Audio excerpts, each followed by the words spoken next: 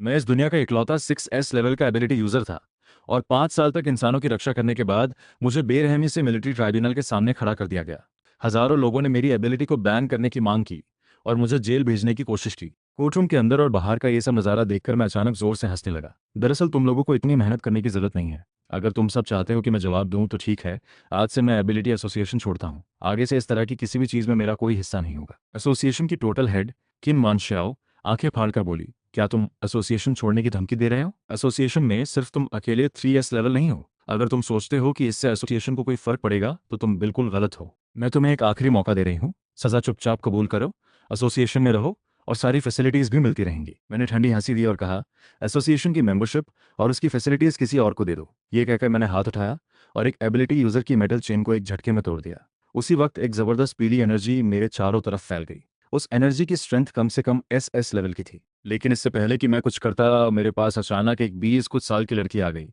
उसने मुझे पीली एनर्जी में घिरा देखा तो उसकी आंखों में गुस्सा आ गया। अगले पल उसने हाथ घुमाया और एक हल्की नीली एनर्जी निकली जो उस पीली एनर्जी से कम नहीं थी। दोनों एनर्जीज के टकराने से आसमान में एक जबरदस्त धमाका हुआ। धुआं छटने के बाद एक मजबूत कद का आदमी सामने आया और मेरे पास खड़ी उस लड़की को घूरते हुए बोला, यश्वे, तुम्हारा मतलब क्या है? क्या तुम उसे बचाने की कोशिश कर रही हो? यह सुनकर यश्वे की नजरों में सच में थोड़ी कड़क हो गई। उसने कहा, बस करो। अगर उस वक्त ली शाओ ने अकेले 5 साल तक एबिलिटी यूजर्स को समय दिया होता तो आज एसोसिएशन इतनी आसानी से हालात काबू नहीं कर पाती।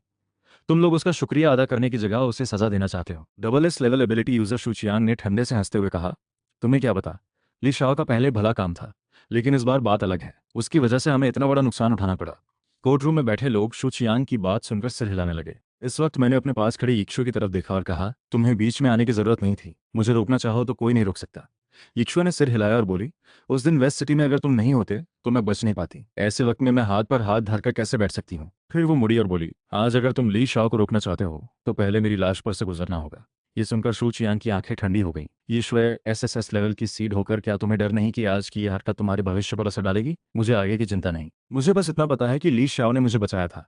इस वक्त स्टेज पर कीन मानशाओ का चेहरा भी थोड़ा असहज हो गया। ली शाओ, मैं तुमसे आखिरी बार पूछती हूँ, क्या तुम सच में एसोसिएशन छोड़ना चाहते हो? मैंने आराम से सिर हिलाया। हाँ, तो ठीक है। तुम्हारे पुराने कामों को देखते हुए आज का मामला यहीं बंद। लेकिन ये एसोसिएशन छोड़ना नहीं, बल्कि एसोसिएशन ने तुम्हें निकाला है। और हाँ, हमने बहुत सारे 3S लेवल एबिलिटी यूजर्स तैयार कर लिए हैं। ये दुनिया तुम्हारे बिना नहीं रुकेगी। किन मानसिया ने यह कहते हुए मेरी तरफ एक बहुत खुश नजर डाली, लेकिन उसे निराशा हुई क्योंकि मेरे चेहरे पर कोई रिएक्शन नहीं था। 5 साल की लड़ाई ने मुझे थका दिया था। सिर्फ मुझे पता था कि उन सबसे ताकतवर बीस्ट किंग्स कितने भयानक थे। अब जब एसोसिएशन खुद मुझे हटाना चाहती थी तो मुझे क्या आपत्ति थी? किन वानसियाओ की आवाज़ फिर आई, ली शाओ, जो मैंने कहा वो समझ आया? मुझे पता है। तो क्या अब मैं जा सकता हूँ? किन वानसियाओ ने हाथ हिलाया। मुझे जाते देख यीशु की आंखों में थोड़ी उदासी आ गई। मैंने कहा, मैं जा रहा हूँ। एसोसिएशन में अच्छे से रहना, जल्दी 3S लेवल तोड़ने की कोशिश करना, और अगर कभी मिलना हो तो खुद आ जाना। इतना कहकर मैं वहां से गायब हो गया। सफेद बाघ की आवाज आई, तुमने भी महसूस किया? हाँ। वो ली शाह वाला इंसान सच में उस शहर से निकल गया। बस एक पल के लिए उसकी एनर्जी आई और चली गई, लेकिन मैंने गलत नहीं पकड़ा। लाल अजगर की ठंडी आवाज आई, उसने इतने सालों तक हमें रोका, क्या अब उसने ट्रैप लगाया है ताकि हम फंसे? अचानक सफेद बाघ की आंखें चमकी, जैसे कुछ याद आया। अरे, मुझे लगा था कि उस इंसानी शहर में कुछ SSS लेवल के एबिलिटी यूजर्स आ गए हैं, तो क्या वो ली शाओ इसीलिए गया है ताकि हम हमला करें और फिर वो पीछे से घेर ले? नहीं हो सकता। वो लोग तो अभी 3S लेवल आए हैं। अगर हमसे सीधे टकराए तो मैं अकेले ही सबको साफ कर सकता हूँ। फिर भी सावधान रहना जरूरी है। लेकिन ली शाओ ने जो मौका दिया है उसे जाने नहीं देते। पहले मैकेनिकल बीस्ट भेजकर टेस्ट करते हैं। ये कहकर सफेद बाघ ने एक जबरदस्त दहाड़ लगाई। देखते ही देखते हजारों बीस्ट्स उसकी तरफ आ गए और एक बड़ा बीस्ट ग्रुप तैयार हो गया। थोड़ी देर में मैं शहर की सबसे बाहरी सीमा पर पहुंच गया।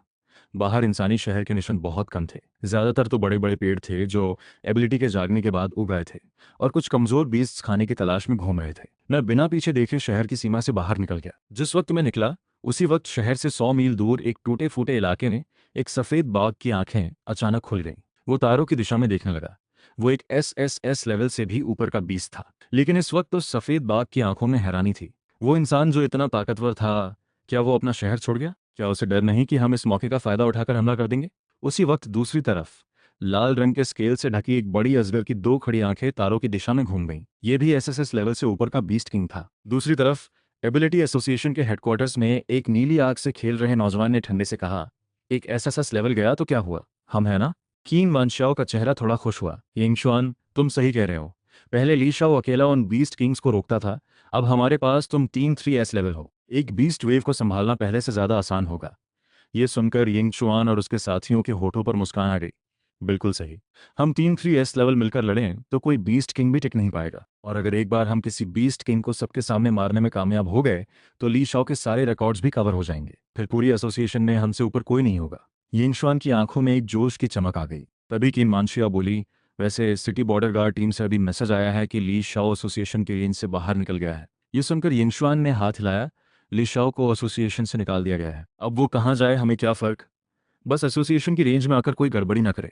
और अगर कभी ली शाओ को अपनी गलती समझ आए और वो माफी मांगने आए तो उसे सबसे नीचे से शुरू करना होगा। ये सुनकर मीटिंग रूम में सब हंसने लगे। एसोसिएशन की रेंज छोड़े हुए आधे दिन हो चुके थे। ली शाओ पहले भी शहर की सीमा पर रहता था, जो बीस्ट वेव के सबसे करीब था, लेकिन इन 5 सालों में ये उन कुछ मौकों में से एक था जब वो सच में एसोसिएशन की रेंज से बाहर निकला था। बीस्ट किंग्स के प्रेशर की वजह से वो शहर नहीं छोड़ सकता था। अगर वो चला जाता तो बीस्ट किंग तुरंत शहर पर हमला करते, लेकिन अब एसोसिएशन छोड़ने के बाद अगर बीस्ट किंग्स हमला भी करें तो ली शाओ का उससे कोई लेना देना नहीं था।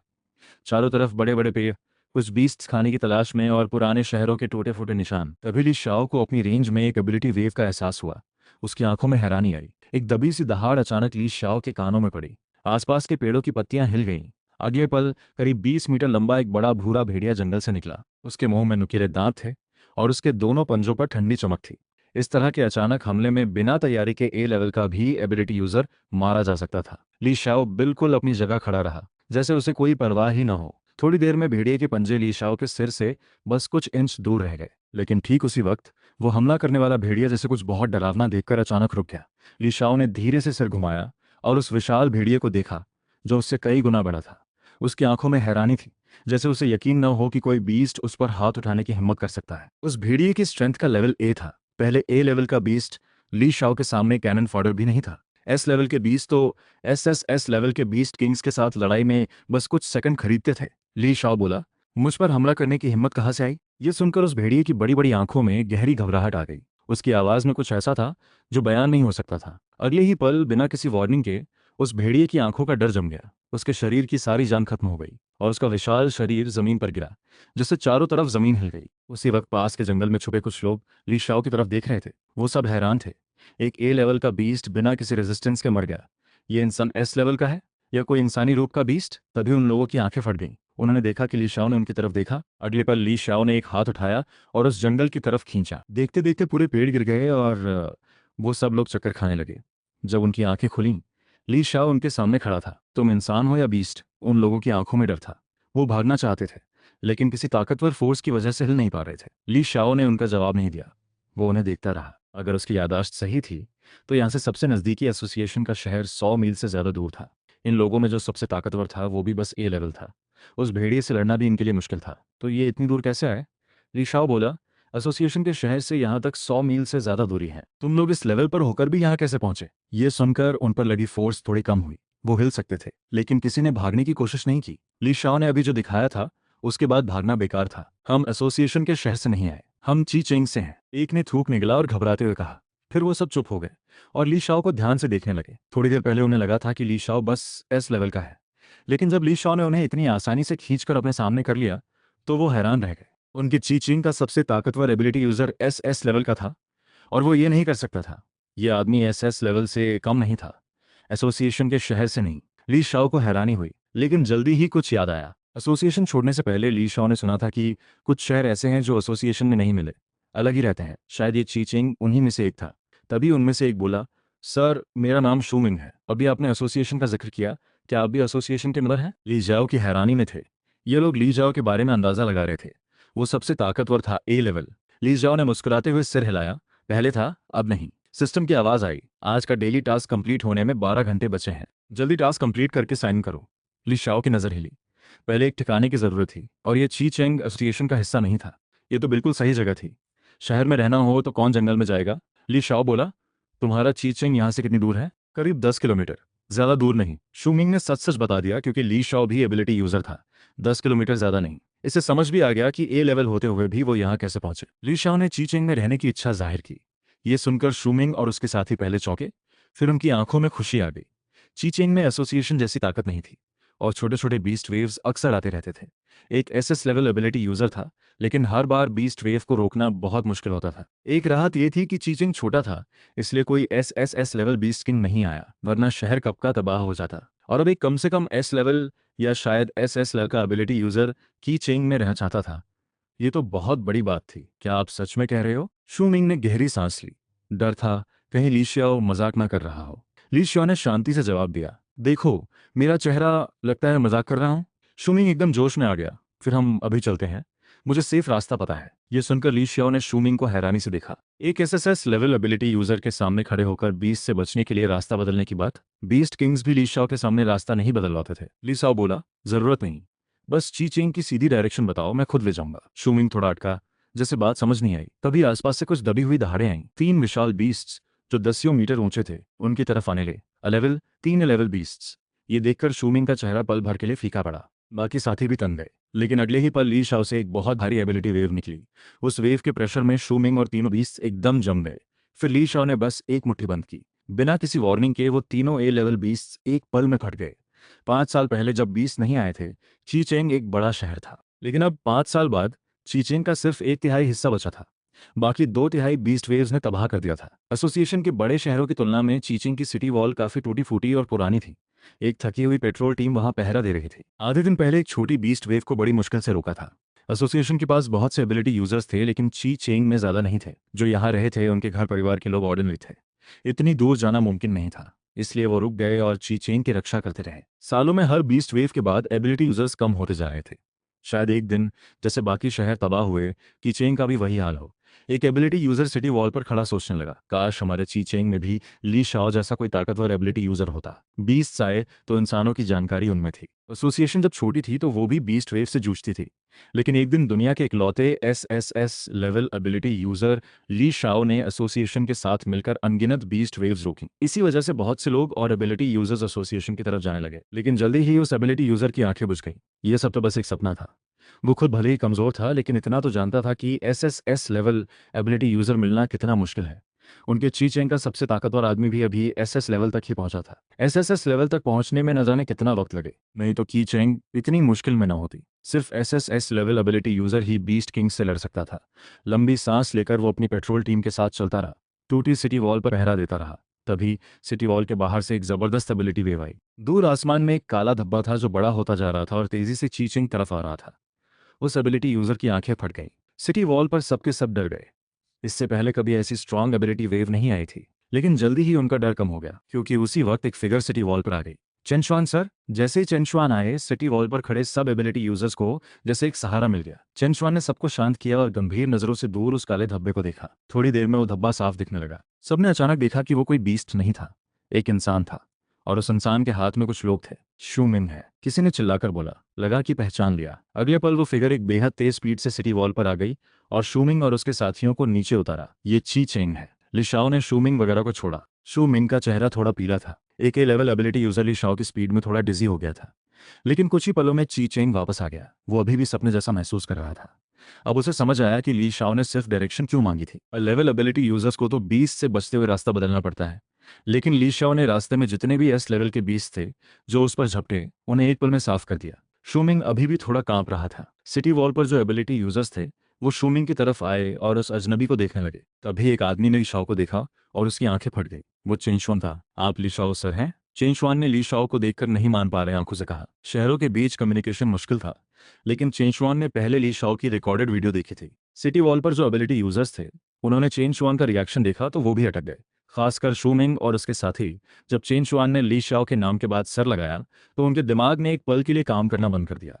ली शाओ का नाम और चेनशुआन जैसा एसएस लेवल एबिलिटी यूजर उन्हें सर बुला रहा है। इस दुनिया में ऐसा तो बस एक ही इंसान है यार, ली शाओ है, ली शाओ सर हैं। सिटी वॉल पर एक के बाद एक सबकी नजरें ली शाओ पर टिक गईं, जैसे यकीन ही नहीं हो रहा था। चीचिंग के बहुत से एबिलिटी यूजर्स ने सपने में भी सोचा था कि ली शाओ आए, और वो सपना सच हो गया था। आप मुझे जानते हो? ली शाओ भी थोड़ा चौंका कि चेनशुआन ने एक नज़र में पहचान लिया। चेनशुआन ने हाँ में सिर हिलाया और थोड़े जोश में बोला, पहले एसोसिएशन से इंटेलिजेंस रिपोर्ट लेते थे, तब आपकी वीडियो देखी थी। ली शाओ सर, आज आप चीचेंग क्यों हैं? क्या हम चीचेंग के एबिलिटी यूजर्स आपके किसी काम आ सकते हैं? सिटी वॉल पर खड़े बाकी एबिलिटी यूजर्स ने भी ये सुना तो एकदम सीरियस हो गए। जैसे ली शाओ एक वर्ड बोले और वो सब जान देते। 5 साल में हर दिन 20 वेव्स झेलकर उन्हें पता था कि एक टॉप एबिलिटी यूजर का एक शहर के लिए क्या मतलब था है। ली शाओ भले ही ची चेंग का नहीं था, लेकिन उनका उस पर भरोसा चेन शुआन से कम नहीं था। ली शाओ सर यहाँ कोई काम से नहीं आए, वो ची चेंग में परमानेंटली रहना चाहते हैं। पास में खड़े शू मिंग ने झट से बोला, क्या ची चिंग में रहना? शू मिंग के मुंह से ये सुनते ही चेन शुआन समेत सबकी आंखें फट गईं। सब खड़े हो गए। जोश में सबका खून ऊपर चढ़ गया और चेहरे लाल हो गए। दुनिया के इकलौते एसएसएस लेवल एबिलिटी यूजर ली शाओ ची चेंग में परमानेंटली रहना चाहते हैं? क्या ये सपना है सच में? यार मुझे चिमटा मार कोई। अरे खुद को मारो। ली शाओ सर, क्या एसोसिएशन ने इसकी परमिशन दी है? जोश में थोड़े होश आने के बाद चेन शुआन ने ली शाओ से पूछा, एसोसिएशन? ये सुनकर ली शाओ के चेहरे से मुस्कान गायब हो गई। उन्होंने धीरे से सिर हिलाया। मैं अब एसोसिएशन का मेंबर नहीं हूँ। मेंबर नहीं हूँ? चेन शुआन को बात समझ नहीं आई। ली शाओ ने छुपाया कुछ नहीं, शांत आवाज में बोला, एसोसिएशन ने मुझे। उसी वक्त टूटी सिटी वॉल के नीचे से एक एबिलिटी यूजर हाथ में प्रिंटेड नोटिस लेकर भागते हुए आया। चेन शुआन सर, अभी एसोसिएशन का मैसेज मिला है। उन्होंने अनाउंस किया है कि ली शाओ सर को एसोसिएशन की मेंबर लिस्ट से हटा दिया गया है। एसोसिएशन वाले आखिरकार क्या रहे हैं? ली शाओ सर को निकाल दिया?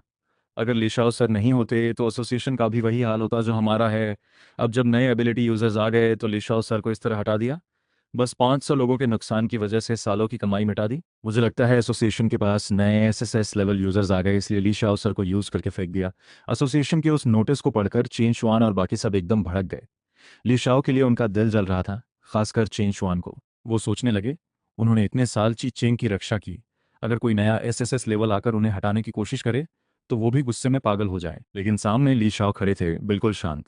चेन शुआन ने पूछा, ली शाओ सर, आपको गुस्सा नहीं आया? ली शाओ ने इन सबको देखा जो उनके लिए लड़ रहे थे, और उन्हें एक अजीब सी आयरनी महसूस हुई। जिस शहर की उन्होंने 5 साल रक्षा की, उन्होंने उनके खिलाफ हजारों लोगों के साइंस लिए, और ये लोग जिन्हें ली शाओ ने कभी कुछ नहीं दिया, वो उनके लिए भड़क रहे थे।